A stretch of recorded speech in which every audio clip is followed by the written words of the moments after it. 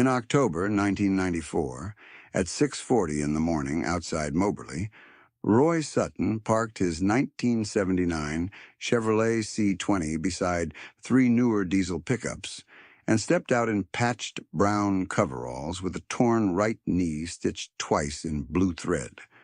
The truck had 312,000 miles on the odometer, rust through both rear fenders, and a tailgate that only latched if you lifted and shoved at the same time. He wore a faded Seed Company cap from a promotion that had ended 8 years earlier, and his boots were clean enough for town but still carried dry mud in the seams. Inside the coffee counter, two men from Cairo nodded politely. One from Clark smirked at the cap, and Trent Halverson watched Roy through the window as if he were studying a relic. Trent looked like the decade. Crisp dealership logo jacket, pressed jeans, new half-ton with chrome package and temporary plates from his own lot. He had built a strong regional business selling larger finance packages across Randolph, Monroe, and Chariton counties, and his pitch was always the same. Scale now, pay later, write it off, keep moving. Roy looked like the opposite of scale.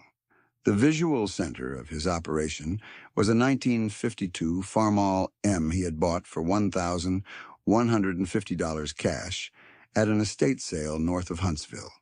Paint thinned to primer on the hood, seat cracked, steering wheel taped, oil pan resealed with hand-cut gasket paper, because he did not waste $40 when $4 would do.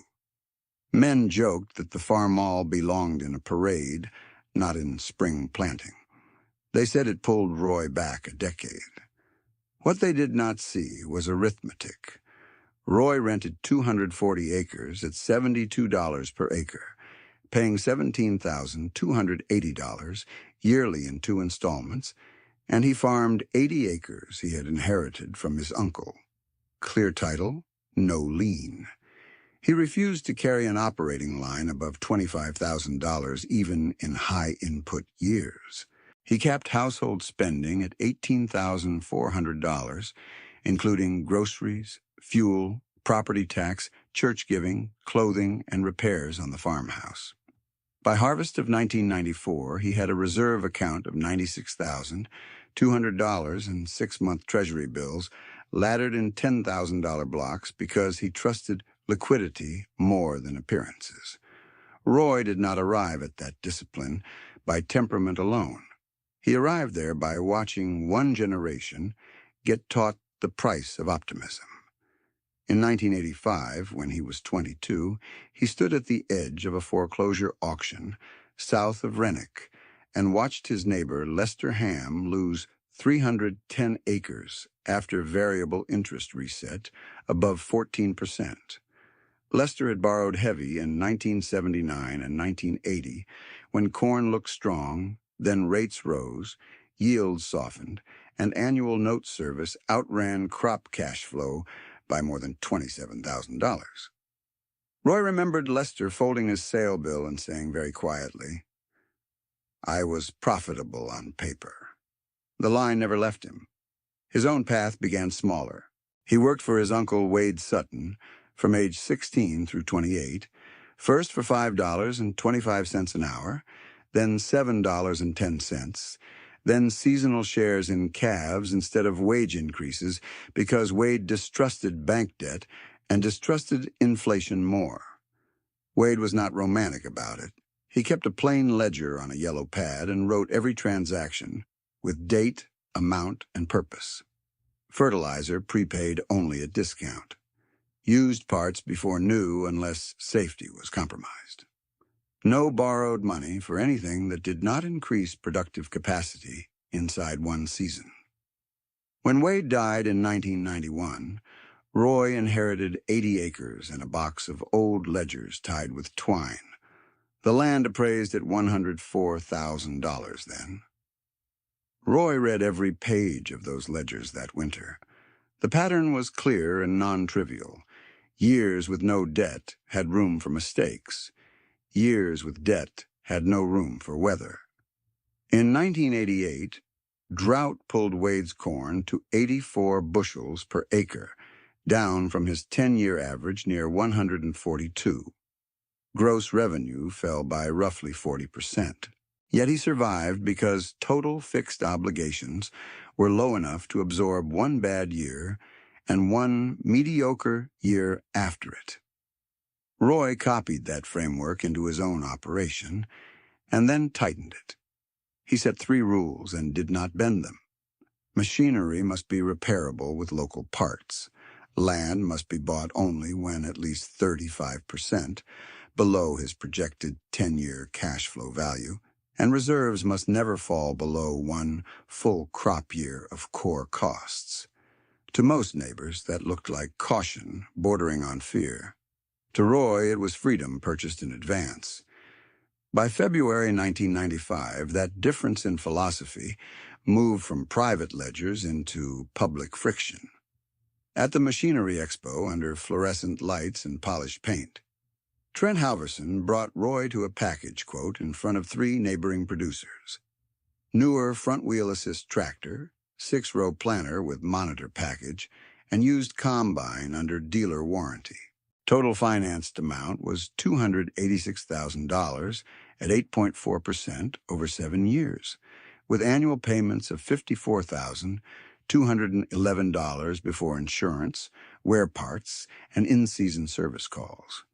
Trent smiled and said serious farms did not survive on museum iron.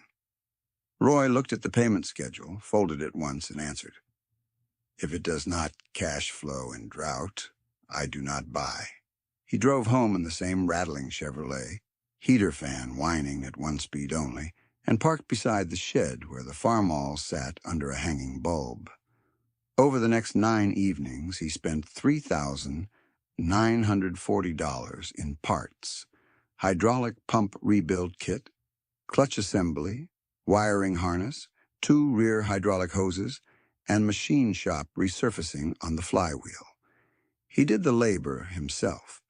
The repair log showed 41 hours. Equivalent dealer labor at prevailing shop rates would have added $2,255. The tractor came out of the shed no prettier than before, but it planted reliably and cost him no annual note payment. That spring, while several neighbors signed larger notes and expanded rented acreage aggressively, Roy sat at his kitchen table with a yellow ledger pad, 2 sharpened pencils, and seed invoices sorted by date. Household ceiling remained $18,400. He did not celebrate that ceiling. He treated it as infrastructure. Property tax and insurance, $4,260. Groceries, $5,040.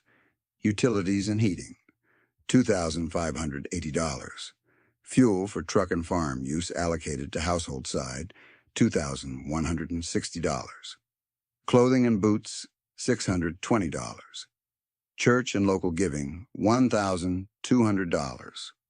Medical and prescriptions, $1,140. Miscellaneous, $1,400. Total, $18,400. He wrote the sum twice to confirm it, then moved on. His 1995 farm ledger closed with gross income of $124,700, operating costs of $81,300, net before tax of $43,400, and cash retained of $31,900 after household spending. He carried a small, seasonal line when needed for timing, but balance was cleared after harvest and kept far below his $25,000 limit. The result was modest, by the standards of men chasing rapid expansion, yet the underlying structure had a different objective: survive bad years without permission. That objective changed every later decision. It also changed who would still be standing when commodity prices, weather, and interest rates stopped cooperating.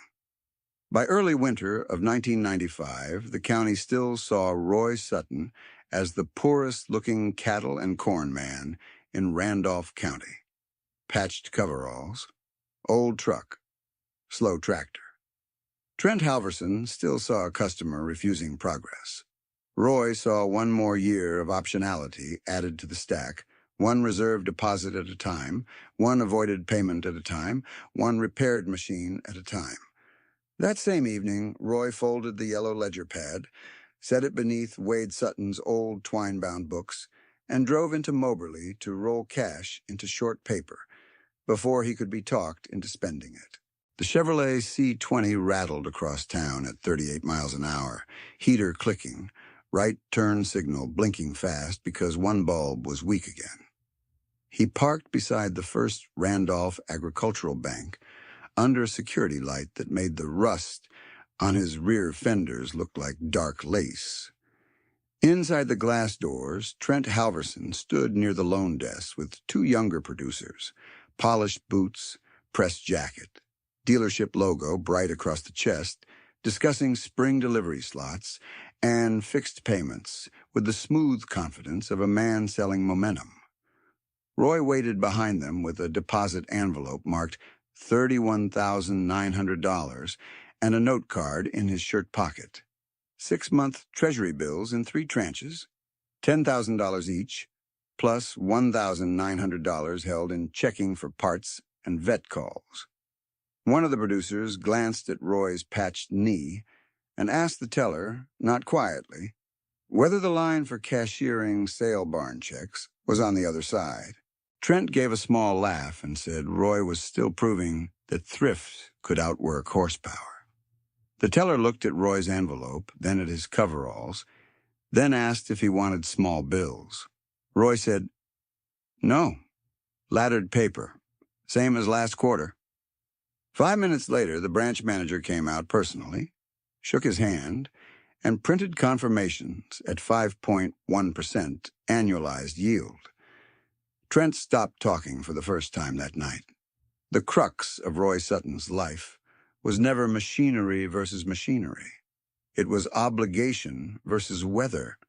A tractor could break and be repaired. Rain could fail and return. But a payment due on a fixed date, regardless of yield, was a different kind of force, and he had spent most of his adult life calculating ways to avoid being cornered by it. He learned that not from one speech, but from repeated arithmetic scratched on legal pads, feed invoices, and margin notes in Wade's ledgers where hard years left darker pencil marks. He was 16 when Wade first handed him the yellow pad and said, "Write every dollar, or it did not happen." At the start, Roy wrote slowly, pressed too hard, tore corners. Wade would tap the page and ask where depreciation was, where fuel had been split between truck and tractor, where calf medicine had been allocated by lot. By 19, Roy could reconcile a season to the dollar by candle power when the kitchen light failed. In 1983, Wade showed him 2 columns from neighboring operations. One had shiny equipment and fast acreage growth, financed at rates that had looked manageable at 10% and then climbed hard. The other had older iron, lower fixed costs, and slower expansion. Both men worked dawn to dark. Only one still held title 3 years later. In 1985, Roy stood at Lester Ham's auction and absorbed a lesson no classroom could have taught. Lester was competent, respected, and not reckless by temperament. He had financed in years when lenders encouraged bigger passes and bigger notes, then watched variable terms reset into territory his yields could not cover. Roy remembered the posted numbers because he copied them later. Outstanding principal near $612,000, blended rate above 14%, annual debt service exceeding operating free cash by roughly $27,000 after 2-week harvests. Lester was not careless. He was squeezed. Roy went home, wrote one line on the back of a seed receipt, and kept it in his wallet for years. Debt turns bad luck into final outcomes. Wade's death in 1991 forced philosophy into practice. The inheritance gave Roy 80 acres valued at $104,000, clear title, plus worn equipment that looked one season from retirement. What he did next looked small to everyone else and foundational to him. He sold 12 feeder calves for $7,860, added $4,400 from saved wages, bought drain tile sections and culvert pipe for $3,120 cash, and spent 2 weekends improving a wet corner that had cut yields for years. The first full season after that drainage fix added about 11 bushels per acre on 18 affected acres. At $2.48 corn, that was only $490 extra gross in 1 year. But the gain repeated, quietly, compounding. His early financial sequence was plain, almost boring, and that was the point. 1991. Inherited 80 acres, no lien, reserve $18,700. 1992. Rented 160 acres at $68 per acre. Gross $97,200. Retained cash $21,400. 1993. Bought used International Harvester 1,086 for $9,800, cash from a retirement sale. Spent $1,140 on seals and tires. No note. 1994. Raised reserve to $96,200. 6-month Treasury ladder started. 1995. Declined $286,000. Finance package. Repaired Farmall for $3,940. Retained $31,900 after living expenses. It was not dramatic. It was disciplined decomposition of risk, one annual ledger close at a time. By the second week of December 1995, he repeated his household review with the same clinical patience. No vacation line item. No restaurant budget. No gadget category. Furnace fuel had risen, so he cut discretionary truck miles and deferred painting the porch. He mended 2 pairs of work gloves with baler twine instead of buying new at $18 each. He bought coffee in bulk when the co-op cleared inventory and stored it in sealed tins. His annual household ceiling stayed at $18,400, not because he enjoyed scarcity, but because each dollar not consumed in comfort bought resilience in the next storm cycle.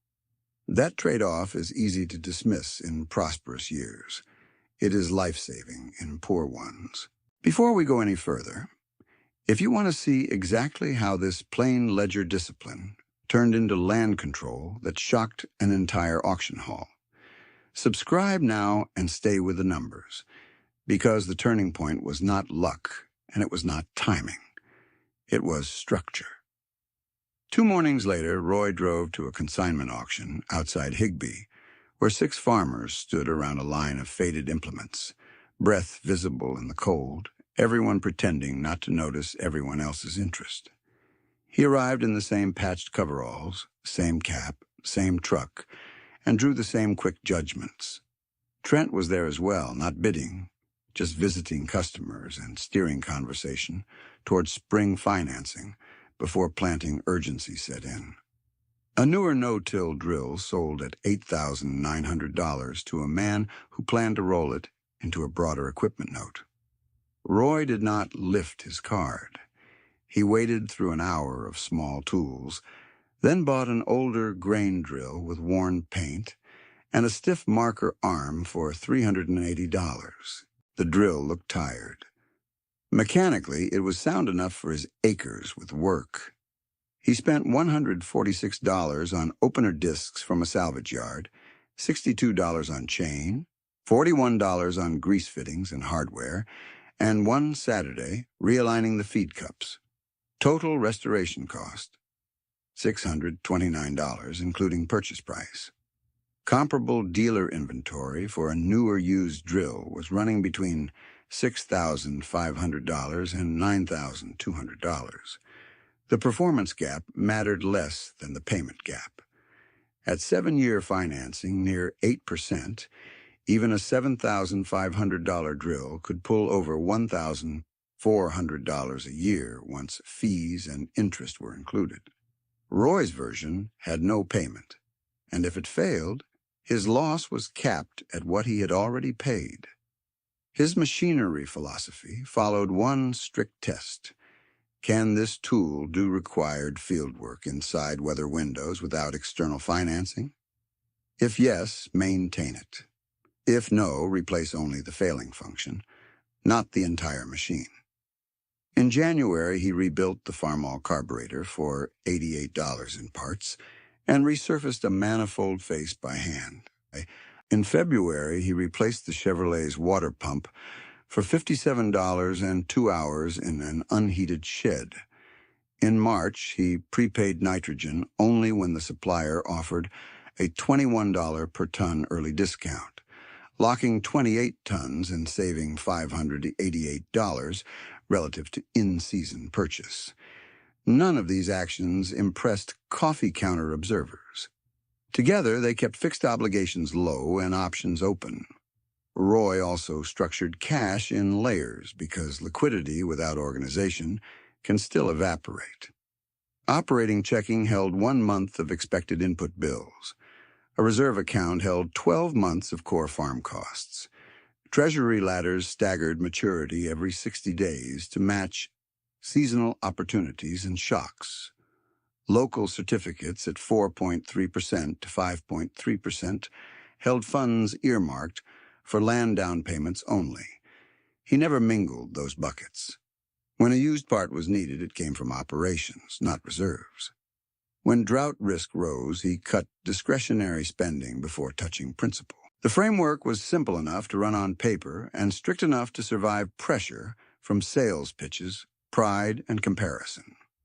By March 1996, his planting plan covered 320 total acres, with crop mix adjusted for input cost rather than rumor prices. He projected gross at $131,400 under normal yield, downside gross at $98,600 under stress assumptions, and designed expenditures so even the downside case would not force new debt. Seed, fertilizer, chemical, fuel, rent, insurance, vet, and repairs totaled projected operating outflow of $86,900. That left a narrow but real margin in bad weather and healthy retention in average weather. Trent called twice that month with updated offers, including deferred first payments and bundled service. Roy thanked him both times and declined both times. He was not trying to win an argument. He was trying to avoid dependency. People misread that quiet. They read old paint as failure, patched cloth as inability, slow machinery as backwardness. The underlying reality was more nuanced and more durable. Roy Sutton was purchasing time, optionality, and sleep with every avoided payment and every cash purchase below replacement cost. He looked poor in every public photograph. On paper, he was building a balance sheet designed for storms, and storm cycles always return.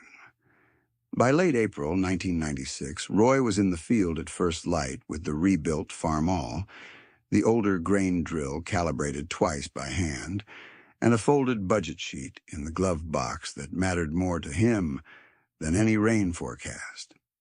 He had already prepaid nitrogen on the winter discount, split herbicide purchases across 2 suppliers to save $11 per acre on 140 corn acres, and capped repair spending for the season at $4,800, unless a safety issue forced more. The numbers were not dramatic, but they were deliberate. Planned gross at normal yield sat at $131,400. Stress case gross sat at $98,600. Total operating outflow was budgeted at $86,900, including rent, fuel, seed, chemical, insurance, and livestock carry. Under the stress case, he would still clear enough to avoid adding term debt. That was the test. He started tracking the years in a tighter ledger sequence after planning finished, one line per year, no editorial, no excuses.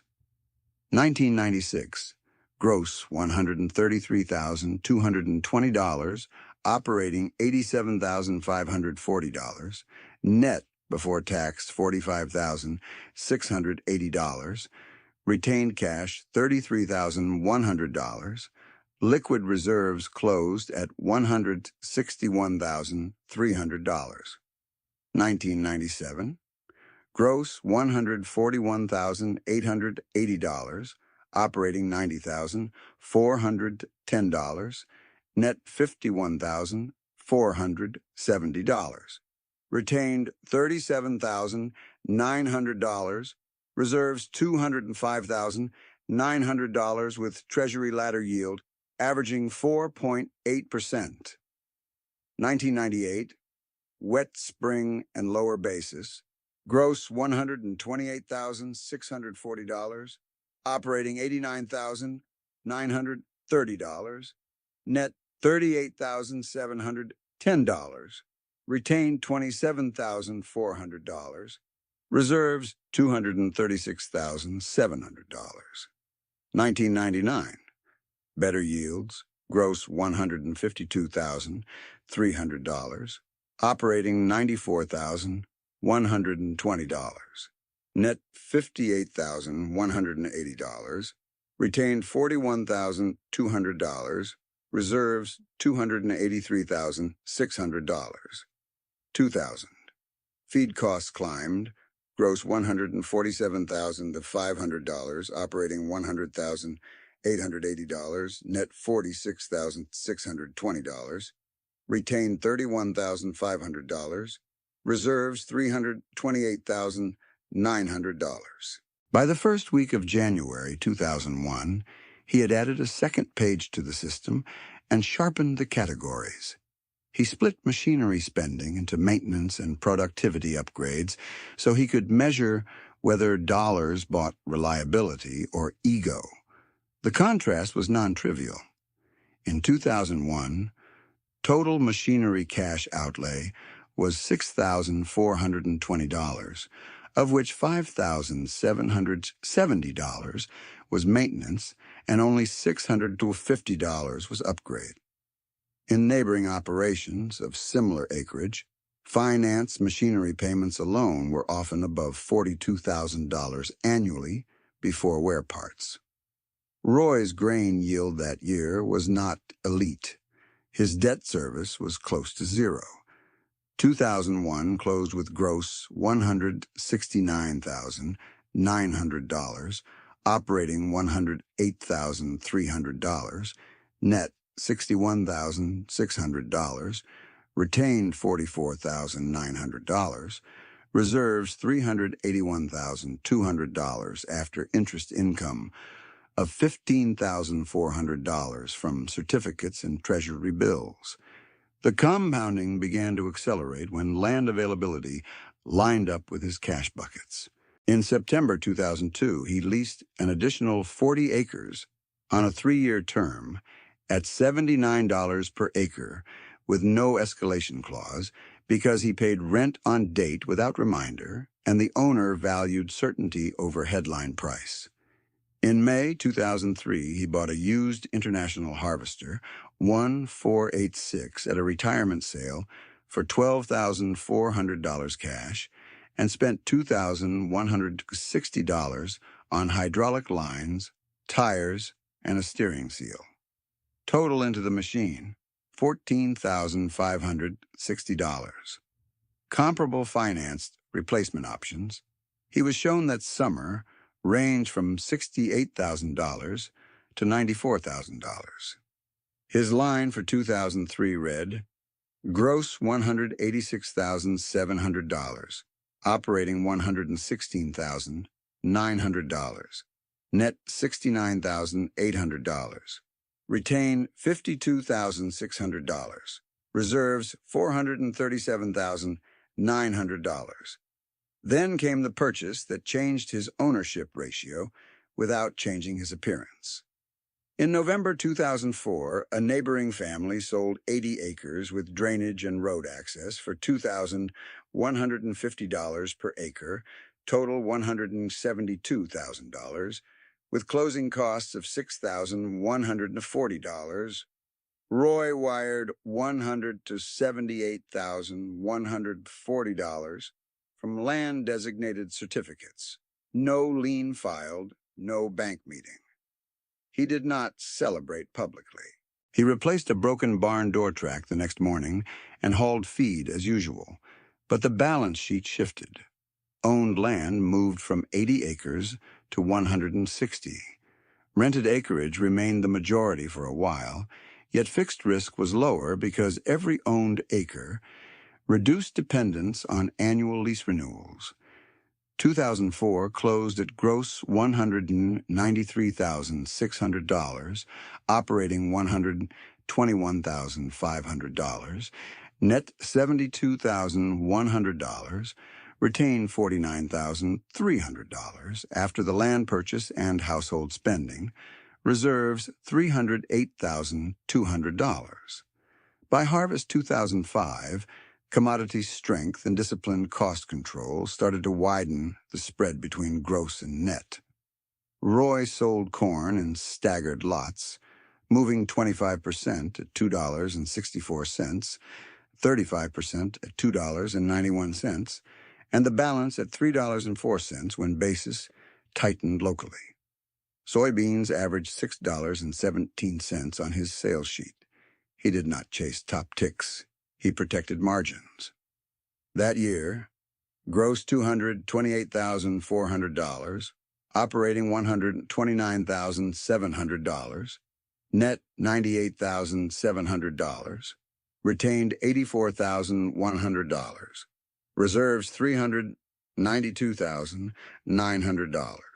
In 2006, he repeated the same structure with stronger prices and slightly better yields. Gross $261,900, operating $142,300, net $119,600, retained $109,300, reserves $501,400.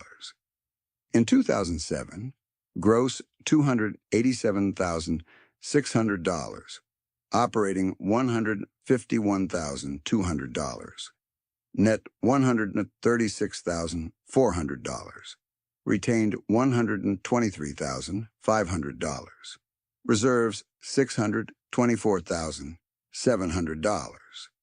Average annual household spending across those 3 years remained $18,400, not $18,401. Let me stop here and ask you something.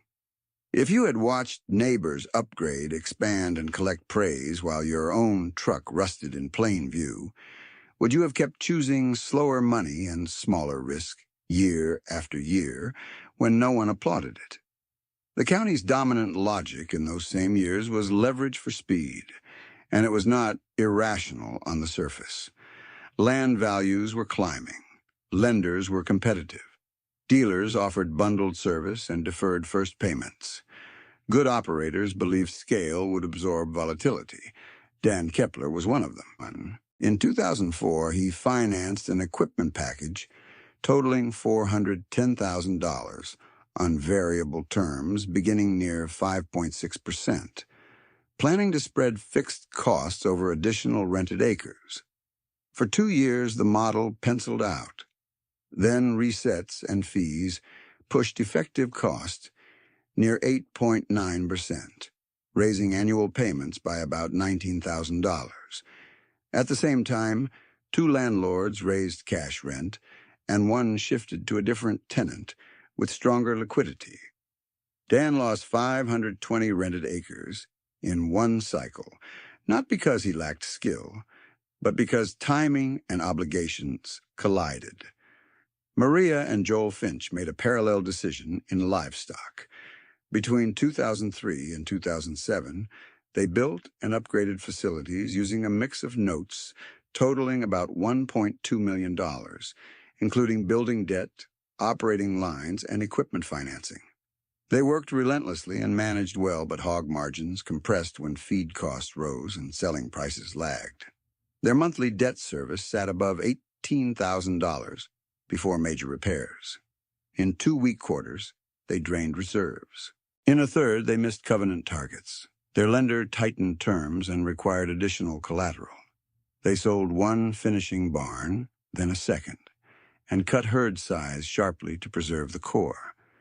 People who reduced their story to one bad decision missed the deeper reality. They were competent. Their margin for error was simply too thin for the cycle they got. Eli Brenner expanded to 1,100 acres with blended financing around 6.9%, combining land contracts and operating debt under projected yields that had looked conservative at the time. He was not flashy. He was methodical, but 2 subpar harvests, 1 disease run through his herd, and higher diesel costs pushed annual obligations past what his operation could generate without another borrowing round. He sold his herd at liquidation values to protect the remaining land and spent 3 years rebuilding custom hay work from scratch. Curtis Hale carried the heaviest psychological burden because his farm was 3rd generation and identity sat inside that history. He refinanced repeatedly to bridge weak years, each time stretching term and adding fees. By late October 2008, foreclosure notices were posted. Auction followed in sequence. Machinery in November 2008, parcels through December 2008, then the house in January 2009. Roy attended those auctions in the same faded cap and did what he always did with hard scenes. Kept quiet, stood to the side, bought almost nothing, and drove home before conversation turned into blame. At Curtis Hale's sale, he purchased a worn gravity wagon running gear for $380 because one of his spare frames had cracked. It was not another grain drill. At 2 separate points, he handed sealed grocery envelopes to relatives connected to the Finch and Hale families and asked for no acknowledgement. The amounts were $1,200 and $1,500 cash. He did not call it charity. He called it breathing room. By October 2008, external pressure hit the region from several directions at once. Credit committees tightened underwriting after wider banking stress. Variable rate borrowers saw resets at the same time input costs remained elevated. Fertilizer that had been contracted at manageable levels for some operators came in much higher for others buying late. Corn prices swung violently, and basis behavior punished storage assumptions that had looked safe in spring planning. Rental negotiations became harsher because landlords had watched peak years and wanted peak rents locked in, even as forward visibility deteriorated. The resulting tension was severe. Strong gross revenue years had encouraged fixed commitments that weak revenue years could not carry. Trent Halverson felt it from the dealership side before most people admitted the magnitude. Accounts receivable aged faster. More customers requested deferrals. Service invoices stretched past 60 and 90 days. He still believed scale required leverage, and in principle, he was not wrong that scale can reduce per-unit costs. But scale financed at floating exposure during a tightening credit cycle became a trap for many clients. By early 2009, his regional meetings shifted from upgrade showcases to restructuring conversations. He looked at Roy's yard one afternoon, saw the same old Farmall, same patched coveralls, same truck, and told a colleague Roy had missed the modern era. The colleague asked quietly, "Or maybe he priced this cycle earlier than we did." Roy's own crisis protocol was mechanical and fast. First, freeze all non-essential capital spending. Second, move 20% of maturing short paper into immediately accessible cash. Third, renegotiate only variable operating inputs, never land terms already agreed. Fourth, keep planting schedule intact unless field conditions physically block it. Because he had no long-term equipment notes, no land mortgage payment, and only modest seasonal obligations, he could run this protocol without bank permission. In 2008, his gross dipped to $244,300 and operating costs held at $147,800, leaving net before tax of $96,500. Not a record year. Still durable, he retained $58,900 after tax and household draw, while adding caution reserves instead of expansion spending. 3 days after Curtis Hale's final parcel sale, on December 28, 2008, Roy closed his 2008 year-end books on December 31st and wrote the line that would later matter more than any public opinion from that decade. Short-term obligations, $14,600. Liquid reserves, $612,000. Owned acres, 160, debt-free. Average annual machinery repair spent across the prior 5 years, $4,870. He clipped that page to the inside cover of Wade's old ledger and shut the book. By the second week of July 2010, County memory had already started to split into 2 narratives. One narrative said the survivors had simply been lucky. The other narrative said obligation structure had selected who could absorb shocks and who could not. Roy never argued either side at the coffee counter. He kept farming. Trent kept selling where he could, then increasingly brokering used inventory to clients seeking lower fixed commitments. Dan Kepler took custom work to stabilize cash flow and kept his rented core. Maria and Joel Finch downsized and fought to preserve their operation. Eli Brenner rebuilt through hay and contract labor. Curtis Hale found hourly work in town while he waited for a path back through his sons. And beneath all of it, the same arithmetic kept running. Old equipment repaired on time, coupled with liquidity and low fixed obligation, had not made Roy Sutton look prosperous. It had made him hard to break. By the end of that same July week in 2010, Roy added one more page to the ledger and did what he had done since his 20s. He treated survival as a line item, not a mood. He shifted $120,000 from certificates maturing in August into a high-liquidity money market at 1.9%, accepted the lower yield, and wrote in the margin why he did it.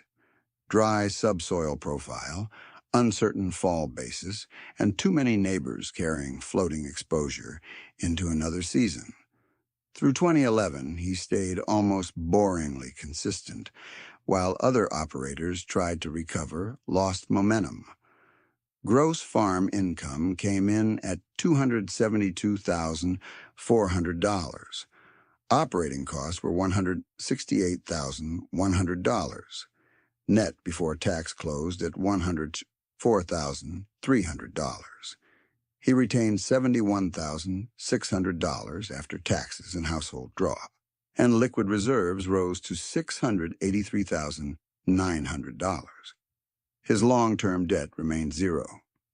Machinery repairs for the full year totaled $4,460, including a radiator recore and injector work on the International Harvester 1486. Trent still sent upgrade mailers with deferred payment language in bold print.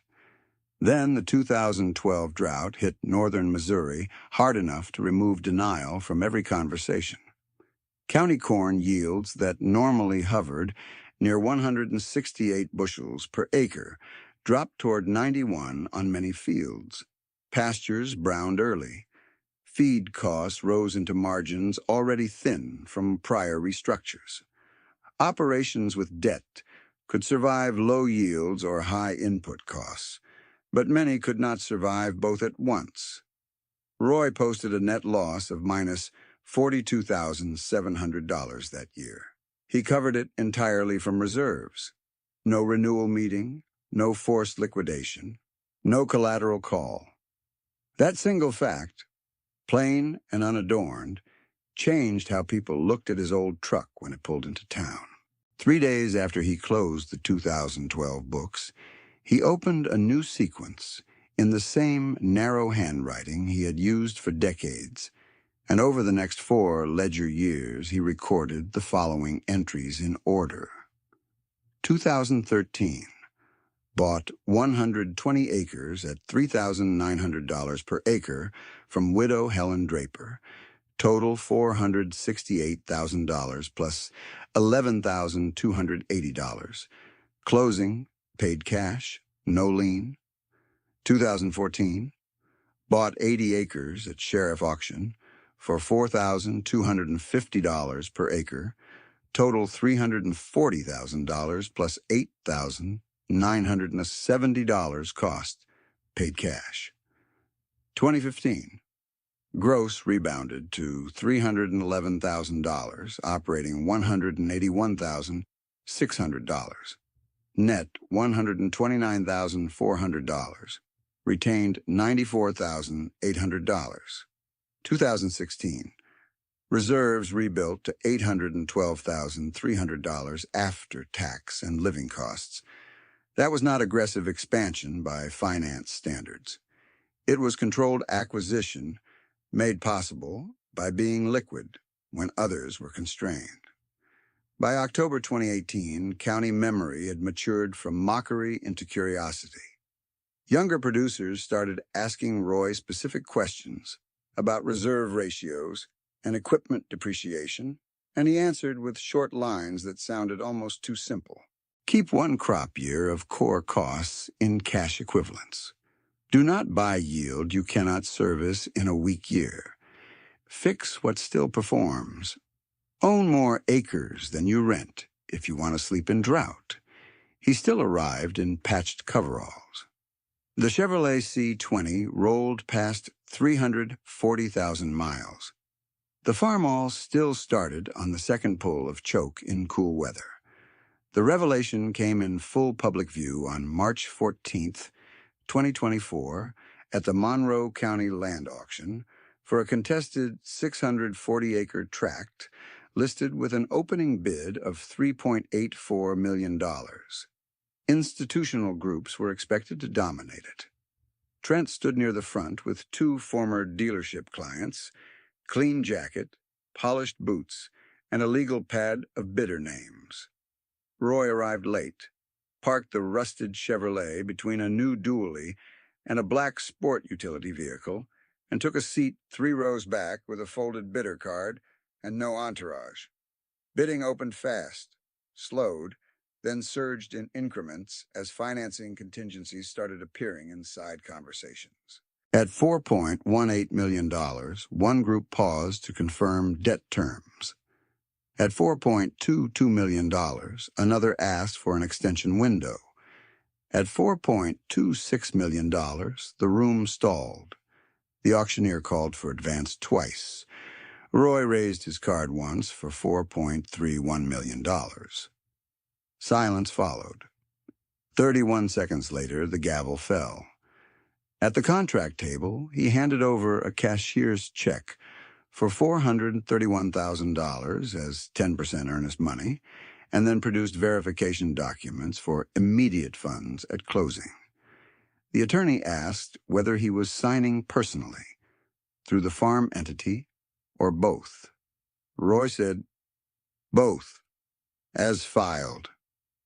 The documents showed combined personal and farm net worth of $12.7 million, built principally through debt-free land ownership, retained earnings, and liquid holdings accumulated across 3 decades.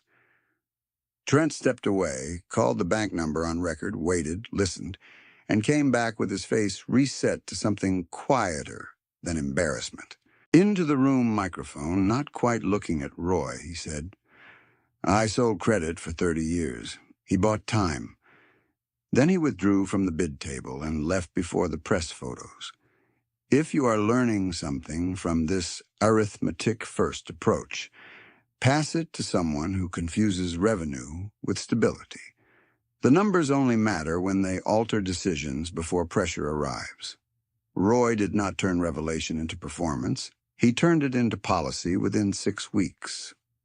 On April the 29th, 2024, he filed the Sutton Rural Transition Foundation with an initial endowment of $3 million held in conservative fixed-income instruments and insured deposit tiers. The charter had 3 programs and hard terms. Program 1, zero-interest 5-year equipment notes up to $120,000 secured by the equipment itself, with quarterly financial reporting and mandatory maintenance logs. Program 2, 6 annual transition scholarships of $18,000 for first-generation farm operators, paid directly to approved input and training expenses. Program 3, land lease access at 20% below prevailing county rates for applicants submitting written savings plans with monthly reserve targets. He insisted on one clause that echoed Wade Sutton. Recipients had to keep full ledgers and meet review dates or support paused. No speeches, no shaming, just structure. The first approved equipment note went to Lila Kepler, Dan Kepler's daughter, then 31, who had been custom planning while trying to rebuild her family's operating base. She requested $96,400 for a used planter and a mid-sized tractor package priced below dealer retail. The foundation approved $90,000 at zero interest over 5 years. Payment was $18,000 per year, exactly principal. Had she financed that amount at 8.1% over 5 years, annual payment would have been about $22,480 and total interest near $22,400. The difference stayed in her operation as working capital. She leased 140 acres through the below-market program at $92 per acre when local terms averaged $115, saving $3,220 per year. By the 2025 close, her gross was $248,600, operating costs $181,900, net $66,700, and reserve account $39,300. Profitable again, stable again. Maria Finch applied next, this time without expansion language and without optimism that depended on best-case markets. Her plan proposed reopening a smaller farrow-to-finish unit with strict cash budgeting, capped herd size, and feed contracts tied to reserve thresholds. The foundation approved a $120,000 zero-interest equipment and retrofit note and one scholarship allocation of $18,000 for nutrient management certification and facility compliance updates. Maria and Joel sold remaining non-essential machinery, reduced overhead, and reopened at a scale their cash flow could support. In 2025, their operation posted gross revenue of $412,000, operating expense $356,700, net $55,300, and no long-term bank equipment debt. They were not rich. They were finally resilient. Eli Brenner declined a large note and asked for access to lease acres plus a smaller tool package. He received a $64,000 zero-interest note for hay equipment and a lease block of 220 acres at reduced rate to anchor a cooperative hay operation with 2 younger partners. He set reserve triggers before each cutting season and refused new obligations when diesel spiked.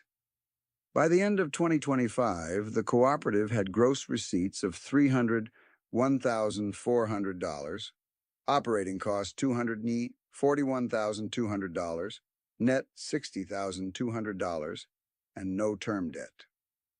Eli said the best part was not the profit. It was knowing bad weather would not trigger a bank call. Curtis Hale did not ask for money first. He asked for land access for his sons, Nolan and Avery Hale, who had worked off-farm and saved quietly for years. Roy used his own capital outside the foundation to buy a 90-acre parcel connected to their former family ground for $549,000, then resold it to the brothers at exact cost on a transparent schedule with no markup and fixed annual principal of $54,900 over 10 years at zero interest, secured by land until paid. Market financing at 7.4% would have pushed annual payment near $77,000. That gap was the difference between fragility and a fighting chance. By 2026, the brothers had paid 2 installments on time, improved drainage on 26 low acres, and posted positive net income both years. The deeper examination, when auditors and county board members asked for it, was blunt enough to fit on 2 pages. From 1995 through 2024, Roy's household spending averaged $20,140 per year, rising only with medical inflation and reaching $26,100 by 2026. Over that same 30-year window, retained farm earnings plus interest income and disciplined land purchases compounded into majority wealth through appreciation and unencumbered ownership, not speculative leverage. Had he taken Trent's 1995 package at $286,000 and maintained similar debt-dependent replacement cycles every 7 to 9 years, modeled total machinery and interest outflow across the period was estimated at $2,940,000. Roy's actual machinery outflow, including purchases and repairs, was $1,146,000. Difference, $1,794,000. That difference became reserves, then land, then optionality. A county extension accountant built the comparison further. Roy's average fixed obligation ratio stayed below 18% of stress case gross revenue. Pier operations that failed during tightening cycles often ran above 42%. His liquidity coverage averaged 1.4 crop years of core costs, rarely dipping below 1.0 even after drought losses. By 2024, owned acres under his direct control and related entities reached levels that made rental volatility a secondary issue instead of an existential one. The Farmall did not create that wealth by itself. It symbolized the larger framework. Defer ego spending, keep debt optional, and preserve cash for the years when forced sellers appear. By spring 2026, the measurable multiplier from Roy's post-revelation generosity was already visible across the same counties that once dismissed him. Foundation-supported operators and associated resale recipients collectively controlled 2,980 acres, valued near $19.4 million at prevailing local prices. Lila Kepler remained current on every payment and expanded only after reserve targets were met. Maria and Joel Finch remained smaller than before, but cash stable and hiring 2 local workers seasonally. Eli Brenner's cooperative signed multi-year supply agreements and stayed debt-free. Nolan and Avery Hale were farming land their family thought was gone for good. Trent Halverson closed 2 dealership branches in 2024, retired from retail financing, and shifted into used parts brokering. At winter meetings, he now advised younger farmers to choose fixed-rate terms or cash whenever possible. Roy kept the same truck. He kept the same Farmall. He kept writing in the same yellow ledger style, line by line, as if none of the public attention had occurred at all. In the same week that Roy kept writing those plain ledger lines, Lila Kepler drove her planter through a narrow weather window on 140 leased acres and, for the first time in years, planted without calculating which bill could be delayed if rain failed. Her foundation note remained exactly what Roy designed it to be: $90,000 principal, zero interest, $18,000 due each year, no hidden fees, no penalty for early payment, and mandatory quarterly books. By September 2026, she had paid the third installment on date, reduced principal to $36,000, and grown reserves to $61,800 because she kept machinery repairs under $7,200 and held household spending at $34,500. Dan Kepler, who once lost 520 rented acres when variable terms reset against him, now worked beside her on weekends, no longer carrying large notes, handling, spraying, and grain hauling for neighboring operators at cash rates that brought in another $48,300 for the year. He said very little about the past. He did not need to. His daughter was solvent on land he thought his family would never touch again. Maria and Joel Finch moved more slowly and more carefully, which was exactly why their recovery held. Their smaller Faro-to-Finish unit, rebuilt with the $120,000 zero-interest foundation note and the $18,000 training allocation, stayed within hard limits they wrote on a board in the office. No expansion, without 12 months of feed coverage in reserve, no new machinery unless existing units were beyond economic repair, no debt that required best-case margins. By the close of 2026, their gross revenue reached $436,900. Operating expenses were $369,400, and net before tax was $67,500. They paid their second principal installment in full and started a separate replacement fund of $22,000 so they would not need emergency borrowing later. They also hired one full-time worker and two seasonal high school graduates for washing, maintenance, and record-keeping support.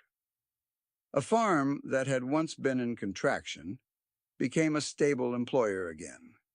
Eli Brenner's cooperative hay operation gave the county a different model of recovery.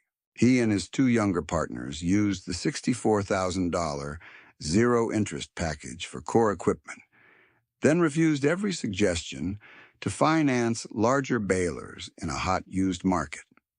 They kept cutting routes tight, diesel use measured, and payment terms simple. Discount for 10-day settlement, surcharge for late pickup, no rolling accounts beyond 30 days. In 2026, they harvested 3,840 tons across owned, leased, and contract ground, with gross receipts of $344,200, operating costs of $268,900, and net of $75,300. They carried no term debt. They built a weather reserve of $93,100. When one baler gearbox failed in July, they paid $3,460 cash for rebuild parts and lost 2 days, not a season. Eli called that the entire point. By the third week of November 2026, the Hale line that once ended in auction notices had turned into a different sequence. Nolan and Avery Hale made their third annual payment of $54,900 on the 90-acre parcel Roy had bought and resold to them at exact cost, again with no interest and no markup. Principal remaining dropped to $384,300. They had also added tile on another 19 wet acres for $28,400 paid from retained earnings, lifting projected productivity enough to justify the cost without borrowed money. Curtis Hale, who had taken town work after foreclosure, moved back into full-time farm labor with his sons, and managed books every Sunday night at the same kitchen table where he once opened foreclosure mail, and he did not present that return as triumph. He called it repair. The emotional center of that family was not pride restored in one dramatic moment. It was ordinary weeks that no longer ended in panic. The multiplier effect widened beyond the first 4 recipient operations because Roy structured eligibility around savings behavior rather than polished applications. Through 2025 and 2026, the Sutton Rural Transition Foundation approved 11 zero-interest equipment notes totaling $1,046,000, dispersed 12 scholarships of $18,000 each for a combined $216,000, and placed 1,120 acres in below-market lease arrangements that saved beginning operators an average of $24 per acre annually, or $26,880 in recurring yearly rent relief. That retained cash stayed local as seed purchases, vet bills, weld shop work, and payroll. County accountants measured direct and second-order effects in one conservative estimate. Foundation-assisted operations and linked resale recipients generated $2.31 million in additional local economic activity over 2 crop years while maintaining lower default risk than comparable finance startups. Quiet generosity became practical infrastructure. Trent Halverson watched all of this from a position he did not expect to occupy. After closing 2 dealership branches in 2024, he sold remaining new equipment inventory, settled manufacturer obligations, and reopened as a used parts and service broker in a smaller shop outside Moberly, with 4 employees instead of 27.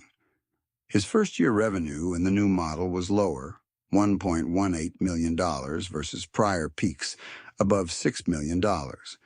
But net margin stabilized because he carried far less receivable risk and almost no floor plan debt. By winter 2025, he had started speaking at regional meetings with a very different script. Compare payment schedules against stress yields, prefer fixed-rate terms when borrowing is unavoidable, and do not confuse gross sales with durable equity. Some listeners heard irony. Others heard hard-earned honesty. He resolved his relationship to Roy in public without dramatics. At a January 2026 producer workshop in Randolph County, Trent projected 2 anonymized balance sheets, one high leverage and one low obligation, then identified the second as the structure I argued against for too long. He did not ask for absolution. He simply changed his advice and kept showing the arithmetic. Roy attended that meeting, sat in the back, and left before questions ended. Later that spring, Trent sent 2 beginning operators to the foundation instead of trying to sell them financed packages they could not carry. His own fate was neither collapse nor vindictive punishment. He adapted, reduced scale, and became more useful than he had been when commissions were higher. By harvest of 2026, the county could account for every name that had carried this story. Roy Sutton, 73, still ran the same core acres, now with larger owned land control and no long-term debt, and still kept household spending near $26,100 adjusted for medical costs. The 1979 Chevrolet C20 remained on the farm with 347,000 miles, rust unrepaired, engine maintained, starter replaced once more in August for $214 in parts and 1 afternoon of labor. The 1952 Farmall M still handled auger work, light tillage, and parade invitations. He usually declined. Annual maintenance on it stayed below $900 because he continued preventive repairs instead of waiting for breakdowns. Wade Sutton remained present only in ledgers and habits, but his pages were now digitized and archived, in the foundation office so younger operators could study 40 years of entries line by line. Lester Ham, whose 1985 auction had marked Roy for life, had passed away in 2018. His daughter received one of the first scholarship cohorts in 2025 for a farm accounting train and now managed books for 3 local operations. Helen Draper, the widow who sold 120 acres to Roy in 2013, lived in assisted housing in Moberly, with expenses fully covered, and visited the farm each June to see the clover strips she requested kept intact. Dan Kepler was currently debt-light and semi-retired into custom work. Lila Kepler was on schedule to retire her foundation note 1 year early. Maria and Joel Finch operated smaller and steadier with covenant-free equipment and documented reserves. Eli Brenner's cooperative entered 2027 with signed contracts and 0 term debt. Curtis Hale worked alongside Nolan and Avery, who were current on every installment and had first option on an adjacent lease block if reserve targets held through another season. Trent Halverson remained in business, less prominent and more credible. No one in that roll call became a caricature of success. No one was mocked for past decisions. They were good people inside unforgiving cycles, and structure determined who had room to recover. Those outcomes settled into county routine, the way durable changes usually do. Without fanfare, through paid invoices, current installments, and quieter kitchen tables at the end of each week. Roy closed his final entry that night with the same pencil pressure he used at 22, set the ledger beside Wade's old yellow pads, and walked past the Farmall under the shed light while the old Chevrolet cooled in the yard, rusted, paid for, and still exactly where people first misjudged him. At dawn the next morning, Roy opened the shop door, checked the Farmall's coolant, and then walked back to the kitchen with mud on his boots and a stack of mail under his arm.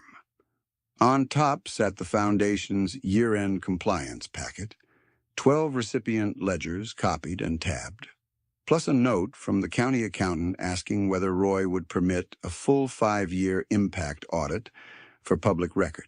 He read the request once, circled one line in pencil, and wrote his answer in the margin, yes, if every file shows both wins and misses.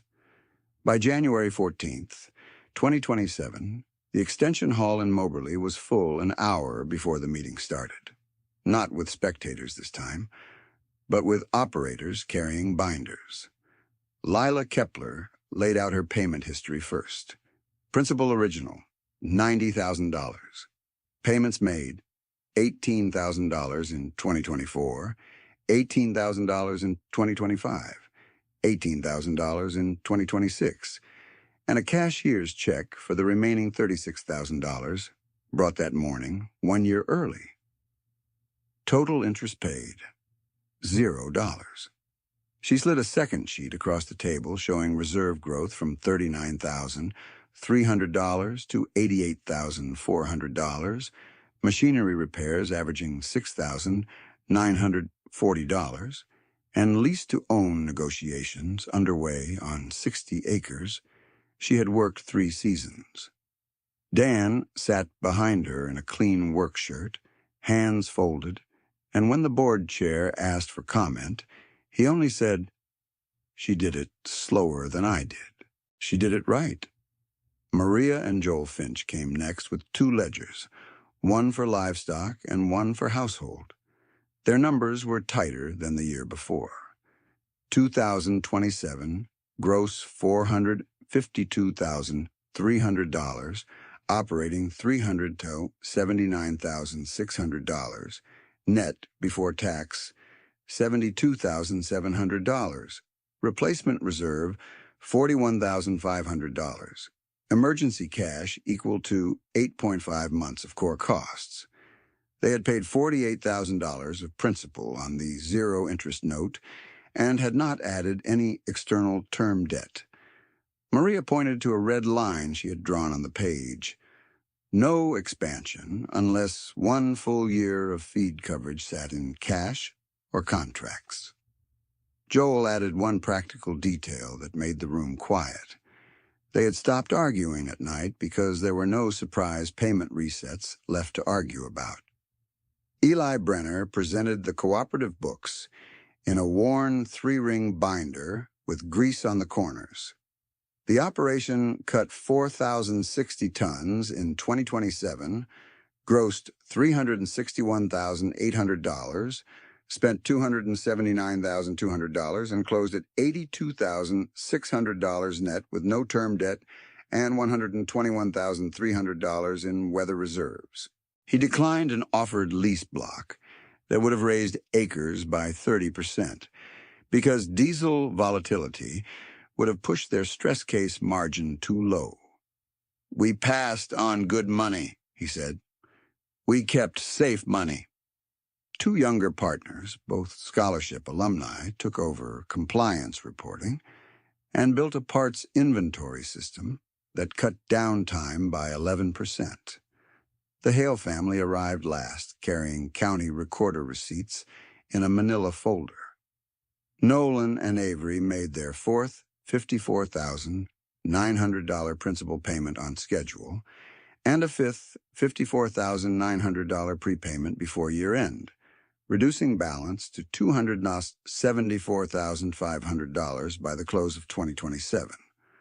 They also completed drainage and lime work on 31 acres using retained earnings, then leased an adjacent 40 acres only after reserves crossed their target threshold.